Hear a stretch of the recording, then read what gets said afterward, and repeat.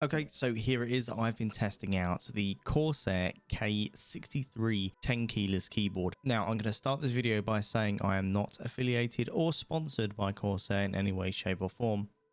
Yet, you never know, maybe. But if Corsair, of course, want to make that happen, then you know where to find me. Now, this all started because I decided that using a full keyboard was driving me insane and I had to do something about it. I wasn't quite sure what I was going to do, whether I was going to go for a 60% keyboard or for 10 keyless. And I had a little scout around. Corsair's K63 was going to be a viable option for testing. And by testing, I don't mean I wasn't testing the durability of the keyboard and all those kinds of things.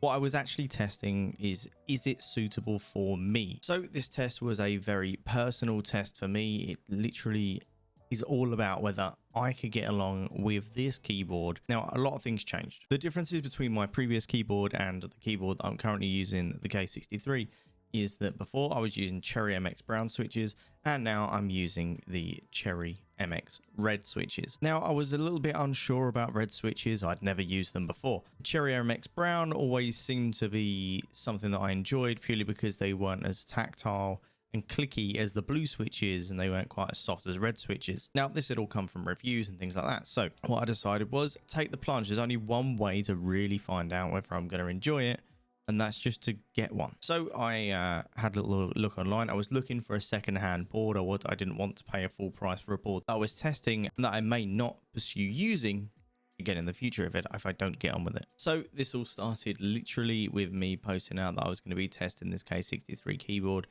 and something very unexpected happened. To my amazement, Corsair actually said this. To my shock, that then meant, of course, this video needed to happen. Now, let's talk a little bit about the K63. We've already touched on the fact that, of course, it does have those Cherry MX red switches. It's also individually backlit keys with large fonts as well. And I mean, this is fantastic. It's great for when you're gaming and you can't remember where that bind is, especially if you've been trying out a new game recently like I have. You can check out the link to the video down below for me testing out Rust for the very first time. But this was vital to me to be able to very quickly out of the corner of my eye using peripheral vision to be able to see each key. Now, having those bold lettering on each key made that very, very easy. The use of multimedia buttons is not something that I do too often. So for me, them being there or not didn't really make a great deal. I don't think I've used them purposely at all. In fact, one good point is the fact that I haven't accidentally used them, which is pretty fantastic. But one thing that is there for you gamers is the Windows lock key. Now that can be really, really important for use Alt and Control a lot. It means that you're not accidentally going to hit that Windows key and start tabbing out and things like that.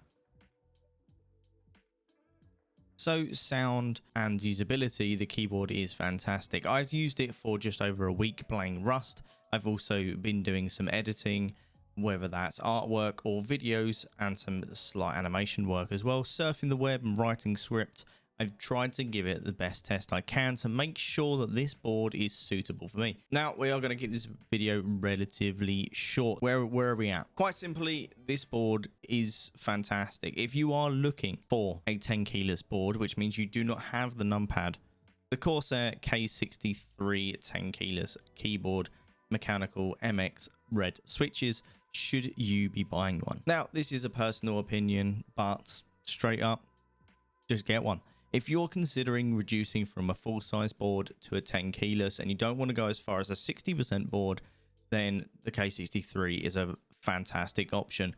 It's quiet, it's nimble, it's sensitive, it gives you absolutely everything you need in a keyboard, and it's not too flash. I enjoy the fact that it's minimalistic in some sense. You have a few function buttons. It's not glowing, popping fireworks all over your desk. It's clean, it's neat, it's tidy, and it does exactly what it says on the tin. So what are you waiting for? Go find yourself one. Now, I've been Spring Peak. This was a short video on the K63 keyboard. Keep gaming. Have fun.